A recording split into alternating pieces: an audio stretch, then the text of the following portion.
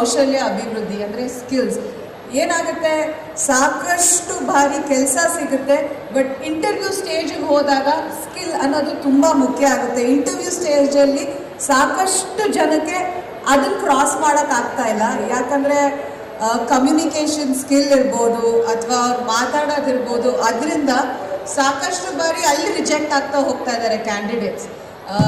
ಈ ಸ್ಕಿಲ್ ಅನ್ನೋದು ಏನಾಗುತ್ತೆ, ಯಾವುದೇ ರೀತಿ ಆದರೂ ಆಗಿರ್ಬೋದು, ನಿಮ್ಮ ಸೆಲ್ಫ್ ಕಾನ್ಫಿಡೆನ್ಸ್ ಆಗಿರ್ಬೋದು ಅಥವಾ ನೀವು ಮಾತಾಡೋ ಶೈಲಿ ಆಗಿರ್ಬೋದು, ಯಾವುದನ್ನೇ ಆದರೂ ನೀವು ಸ್ಕಿಲ್ ಅಂತ ತೊಗೊಂಡು ಅದನ್ನು ನೀವು ಯಾವಾಗ ಡೆವಲಪ್ ಮಾಡ್ಕೋತೀರೋ ಅದು ನಿಮ್ಮ ಕರಿಯರಿಗೆ ಖಂಡಿತ ಹೆಲ್ಪ್ ಆಗುತ್ತೆ.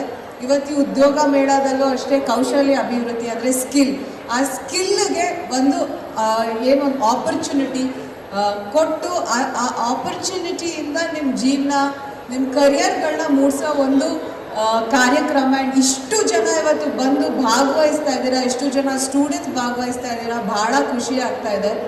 ಆ್ಯಂಡ್ ಮತ್ತೊಂದೇನೆಂದರೆ, ಯಾವುದೇ ಮನೇಲಿ ಇವಾಗ ಸಾಕಷ್ಟು ಜನ ಹೆಣ್ಮಕ್ಳು ಗಂಡು ಮಕ್ಕಳು ಎಲ್ಲ ಇದ್ದೀರಾ, ಅಪ್ಪ ಅಮ್ಮನ ಯಾರಾದರೂ ಬಂದು ಕೇಳ್ತಾರೆ ಏನು ಮಾಡ್ತಾ ಇದ್ದಾರೆ ನಿಮ್ಮ ಮಗ ಅಂತ.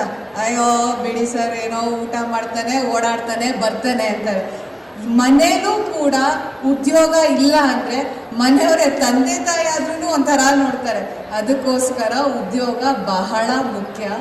ಎಲ್ಲದಕ್ಕಿಂತ ಜಾಸ್ತಿ ನಿಮ್ಮ ದುಡಿಮೆ, ಅದನ್ನು ನೀವು ಯಾವತ್ತು ಹೆಣ್ಮಕ್ಳು ಆಗಲಿ ಗಂಡು ಮಕ್ಕಳೇ ಆಗಲಿ, ಬಟ್ ನಾನು ಒಂದು ಹೇಳೋದೇನೆಂದರೆ, ಜಾಸ್ತಿ ಹೆಣ್ಮಕ್ಳಿಗೆ ಸೆಲ್ಫ್ ದುಡಿಮೆ ಏನಿರುತ್ತೆ, ನೀವು ಏನು ಅರ್ನ್ ಮಾಡ್ತೀರಾ, ನೀವು ತಿಂಗಳಿಗೆ 5,000 ಆದರೂ ದುಡೀರಿ, 10,000 ಆದರೂ ದುಡಿಯಿರಿ, ಅದು ನಿಮ್ಮ ದುಡ್ಡಾಗುತ್ತೆ. ನೀವು ಏನಾದರೂ ತೊಗೊಳ್ಳಿ, ಯಾರು ನಿಮ್ಮನ್ನು ಪ್ರಶ್ನೆ ಮಾಡಲ್ಲ.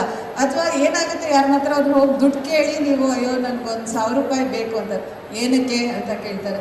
ಇಲ್ಲ ನಾನು ಲಿಪ್ಸ್ಟಿಕ್ ತೊಗೋಬೇಕು ಅಥವಾ ನಾನು ಹೊಸ ಬಟ್ಟೆ ತೊಗೋಬೇಕು ಅಂದರೆ ನಾನು ದುಡ್ದಿದ್ದೆಲ್ಲ ಇದಕ್ಕೇನೆ ಯೂಸ್ ಮಾಡು ಅಂತಾರೆ.